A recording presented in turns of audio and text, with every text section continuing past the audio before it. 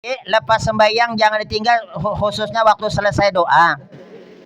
Doa yang pertama setelah istighfar, asyhadu an la ilaha illallah wahdahu la syarikalah ilaha wahida wa rabbang syahidan la ma'budu siwahu wa nahnu lahu muslimun. Ujungnya jangan diubah-ubah. Ini kadang-kadang diubah ujungnya. Asyhadu an la ilaha illallah wahdahu la syarikalah ilaha wahida wa rabbang syahidan la ma'budu siwahu wa nahnu lahu muslimun. Asyhadu an la ilaha illallah wahdahu la syarikalah ilaha wahida wa rabbang syahidan la ma'budu siwahu wa nahnu lahu mukhlisun. Asyhadu an la ilaha illallah wahdahu la syarikalah ilaha wahida wa rabbang syahidan la ma'budu siwahu wa nahnu lahu mu'minun. Tak usah yang ada-ada be. Apa hikmah manfaatnya? Kata ulama, ketika meniti di atas titian shiratal mustaqim, maka dia panjangnya cuma 4 hasta, lebarnya 4 hasta. Padahal kata Nabi, titian shiratal mustaqim itu panjangnya 3000 tahun perjalanan. 1000 mendatang, 1000 turun, 1000 naik. Tapi berkat mengamalkan ini cuma 4 hasta panjangnya. Insya Allah tak akan jatuh karena lebarnya juga 4 hasta. Sebab titian shiratal mustaqim secara akal tak bakalan bisa lewat. Kenapa? Lebih tipis kata Nabi, rambut dibelah 7. Jadi kalau pengen tahu rambut dibelah 7, nengok itu laba-laba anaknya baru lahir itu bikin sarang. Laba-laba itu bahasa Indonesia, bahasa Prancisnya bibitak. Terserah saya lah, mulut saya yang ngomong saya. Makanya pesan saya sekali lagi kepada ibu-ibu, jangan dibiarkan sarang laba-laba di rumah itu mewariskan miskin.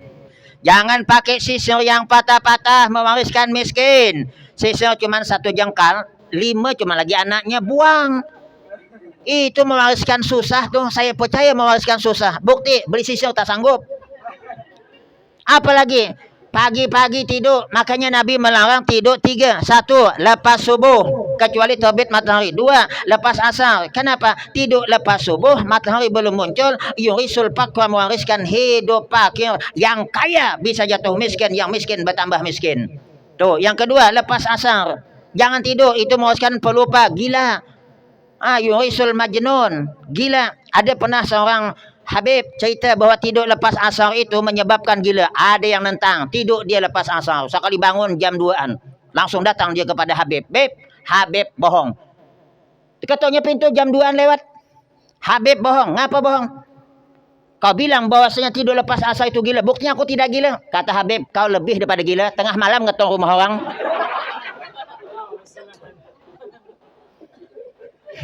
Betul juga ya? Ada orang gila ngetok pintu rumah orang tengah malam. Mana ada? Ini lebih pada gila lagi. Kemudian lepas sembahyang maghrib jangan tidur. Kalau mau tidur lepas sembahyang isya, lepas tidur tak ada cerita lah. Tuh, jadi kita rupanya amalan tidur ada. Makanya tidur, usahakan Bu kalau tidur baca bismillah 21 kali. 1, insya Allah terhindar dari kemalingan. Tapi motor dimasukkan. Iya, ini dak motor di luar kata tangga apa Bu tadi masukkan? Sudah aku baca bismillah 21 kali. Bu, jangankan motor Bu, suami bisa hilang. Yang kedua, terhindar dari kebakaran, tapi gas dimatikan. Terhindar dari mati terkejut. Kalau memang ada gempa, Allah perintahkan malaikat membangunkan. Yang keempat, terhindar dari gangguan jin berkat bismillahirrahmanirrahim. Nih adik-adik nih, kalau baca bismillah di dalam Al-Quran itu tidak semuanya disuruh baca bismillah. Surah apa yang tidak ada bismillahnya? Nah, kata Imam Ibnu Hajar di pangkal surah Bara'ah membaca bismillah haram. Kata Syekh Ramli makruh, berarti kedua-duanya tidak dapat pahala. Kalau membaca di tengah-tengah, kata Ibnu Hajar makruh. Kata Syekh Ramli harus, juga tidak dapat pahala. Jadi kesimpulan, jangan baca bismillah. Jadi baca bismillah itu bisa juga haram, bisa juga makruh. Tuh, mencium cewek anak orang tak baca bismillah, bismillahirrahmanirrahim, dosa. Jangan pula antol Pak Ustaz, kan bismillah pahala, cium dosa satu-satu. Muka kau satu-satu. Mana ada? Iya. Allah, jam berapa sudah? Iya. Sedikit lagi. Aku ndak lah bahasa Banjar, kasihan orang Bugis tak paham nanti.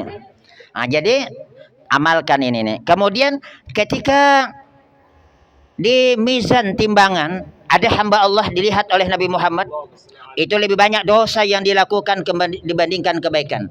Sembahyang sehari 5 kali, tapi rupanya ngambil pisang kawan 17 kali. Lebih banyak dosa dibandingkan kebaikan. Oleh baginda Rasul mengambil sesuatu dari balik lengannya, letakkan di tempat kebaikan. Tiba-tiba yang asalnya begini, tet tet tet tet tet tet tet tet tet tet. Kata yang dikasih tambahan tadi ini yang memberatkan kebaikannya, ya Rasulullah, yang kau letakkan itu apa? Itulah selawat yang kau baca waktu hidup di dunia. Makanya dua macam amalan tidak khusyuk dapat pahala, apalagi khusyuk. Pertama baca Quran, yang kedua baca selawat. Ini kelebihan rumah yang dibacakan Maulid Nabi. Kata Imam As-Sayuti, ma min baitin au masjidin au mahallatin quri'a fihi maulidun Nabi sallallahu alaihi wasallam ila haffatil malaikatu zalikal bait awil masjid awil mahallah. Tidak ada sebuah rumah atau masjid atau tempat dibaca maulid Nabi. Apakah yang dibaca surahul Anam, Diba, Bezanji, Habsi dan lain sebagainya, melainkan turun malaikat mengelilingi rumah masjid tempat itu. Nah, kalau sudah dikelilingi, berkah insya Allah bertambah. Kemudian yang kedua apa? Wasolatil malaikatu ala zalika ahlil makan. Mendoakan para malaikat kepada penduduk setempat. Bukan cuma di rumah ini, sekitar penduduk sini akan mendapatkan doa dari malaikat. Kemudian yang ketiga, wa amahumullahu ta'ala birahmah wa ridwan. Akan turun umum rahmat, baik yang membaca maupun tidak, terhadap kita semua dengan kasih sayang dan keridhaan Allah. Inilah berkat pembacaan maulid Nabi. Ada cerita zaman dulu Pemabuk nih luar biasa. Sikit lagi. Terus aku lah, ngapa ngundang aku? Aku biasanya sejam kalau ceramah. Banyak duduknya pada ceramah, macam mana? Pemabuk ini tinggal di dekat rumah ahli sufi.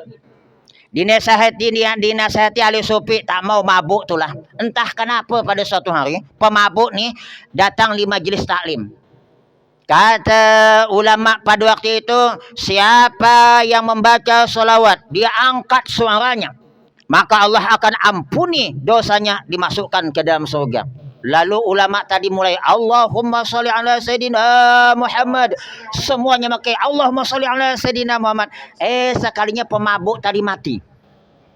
Entah beberapa tahun mati. Cuman ini jangan diikuti. Cuman pelajaran sholawat luar biasa. Jangan pula aku mabuk belah katanya ini. Nanti aku baca sholawat. Iya kalau macam itu. Kalau tidak, sekalinya apa?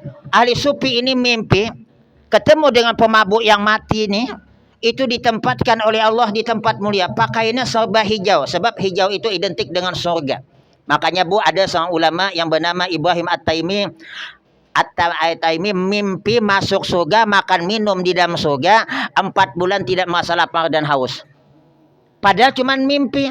Makanya kalau surga itu Bu ya, satu, masa idak lagi. Salat idak, puasa idak. Sebab surga itu tempat happy and happy day. Iya, tak ada lagi bermasa idak. Sebab kalau dalam surga masih juga masa, gas habis malaikat ada jualan gas. Ada hamba Allah mau sujud, kata Allah di sini bukan tempat sujud, di sini tempat untuk happy and happy day. Angkat kepala kau, diangkat kepala. Inilah surga. Jadi surga sering saya sampaikan adik-adik, bapak-bapak itu dengan ibu-ibu. Walaupun Syahrini itu cantik, kalau ibu ini nanti masuk surga dengan Syahrini, lebih cantik ibu dibandingkan Syahrini. Kenapa? Karena Syahrini sudah mengambil jatah kecantikannya di dunia. Ibu belum.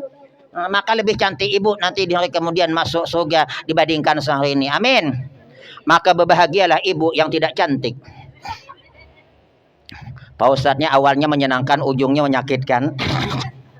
Ada lagi hamba Allah ketika di mizan lebih banyak dosa yang dia lakukan, ternyata dalam timbangan dibandingkan kebaikan. Nabi membuka serbannya. Begitu mau meletakkan ke tempat dacing kebaikan, kata malaikat, tak usah ya Rasulullah, tak usah. Kata Allah, wahai malaikatku, apa yang dilakukan Rasulullah jangan kau larang. Ini serban Nabi. Makanya sunat berserban. Nah, apalagi kalau hari Jumat. Walaupun kita belum haji berserban, sembahyang 1 kali Jumat lebih afdal. Sembahyang 1 kali Jumat pakai serban lebih afdal dibandingkan 70 kali Jumat. Cuman kalau kita tua-tua nih belum haji pakai serban, besak pula tuh pada ustaz kiai yang ada. Adalah ibu-ibu yang di tepi jalan bercucuilan. Oi ngapa? Bulan apa nih ya? Sama bilang orang gila. Iya, sunat tuh. Sembahyang 2 rakaat pakai serban lebih afdal, lebih baik dibandingkan 70 rakaat sunat tanpa serban. Jadi kalau mau mengamalkan gampang, tutup pintu jendela di kamar dewan sembahyang pakai serban. Tak ada serban, ambil alas meja. Orang bagus kayak ulama bentuknya dia kayak kalau gondang. Cuman syaratnya jangan ada nengok cucu anak. Kalau anak cucu nengok, dia manggil nanti anu keluarga yang lain. Nek ngapa? Wah, kakek jadi wali dalam kamar. Iya. Kemudian yang selanjutnya apa? Ketika nanti bangun dari kubur, yang pertama sekali Nabi Muhammad yang ditanyakan oleh baginda Rasul bukan aina azwaji, di mana istri-istriku, tidak, tapi pertanyaannya adalah aina ummati, di mana umatku. Kata malaikat Jibril, umat engkau belum lagi itu dibangunkan, dibangkitkan, engkau Rasulullah duluan. Inilah kehebatan kita menjadi umat Nabi Muhammad sallallahu alaihi wasallam. Usahakan bulan Rabiul Awal ini minimal sehari 1000 baca selawat. 20 menit 1000 baca salawat, insya Allah selesai. Sajang belagu. Cepat-cepat yang pendek be. Nah, Allahumma sholli ala sayyidina Muhammad jelas. Jangan belagu. Allahumma sholli wa sallim ala. Kata orang Melayu subuh hari oi. Mohon ampun dan maaf. Wabillahi taufiq wal hidayah. Assalamualaikum warahmatullahi wabarakatuh.